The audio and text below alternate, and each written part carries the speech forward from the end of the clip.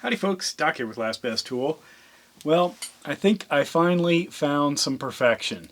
This is a PB Swiss T-Handle ratcheting bit driver. Now, what makes this different from any of these others? Well, first of all, it's ratcheting, which separates it from like the Max that I've got here. I really like these drivers, but when I use them, you have to either remove the fastener or the bit from the fastener and start again, which means realignment, or just change your grip on it, and then this of course is not a grip that works in very many places because it's wildly asymmetric. It's really designed for one kind of grip. You can do some stuff with it, but I thought it would be a fun grip. I thought it would be useful.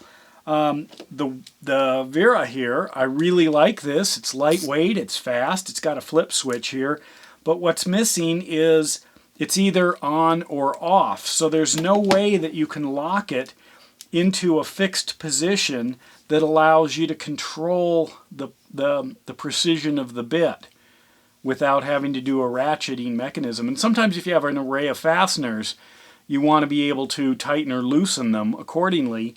Which means either flipping this a whole bunch of, well, this one, flipping it back and forth, or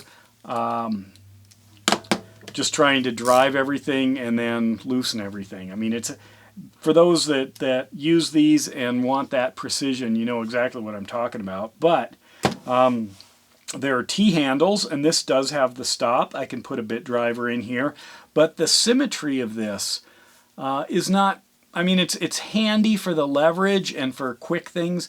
It does not have what I think is a traditional human hand symmetry where you can get that force.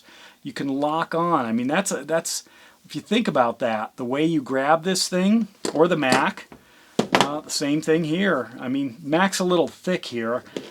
PB Swiss really nailed it. Look how thin that is. You know, kind of compare it here. It's a little thinner there because you can see both sides. This fits wonderfully in the hand, and you can lock it in a centered position. So if you want to just grab it and use it, you know, to tighten without any worry about ratchet, there you go.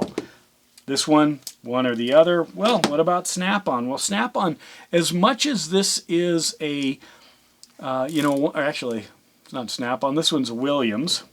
Grab the Snap-on here. Hard to tell. But if you are working with one of these and you really want to apply some force, oddly, this does not fit well in the hand. Look at the splay between my fingers there. That it actually can hurt. You might drop down and grab it around the shaft there and maybe use it like that, and this becomes just the palm piece. But I kept working with my PB Swiss screwdrivers. I really like this. I've started to really appreciate this mechanism. It looks like they just sort of stick it on anything, you know, and call it a ratcheting screwdriver. And I was looking at this and thought, you know, yeah, whatever. I've got a bunch of things like that, like the Mac.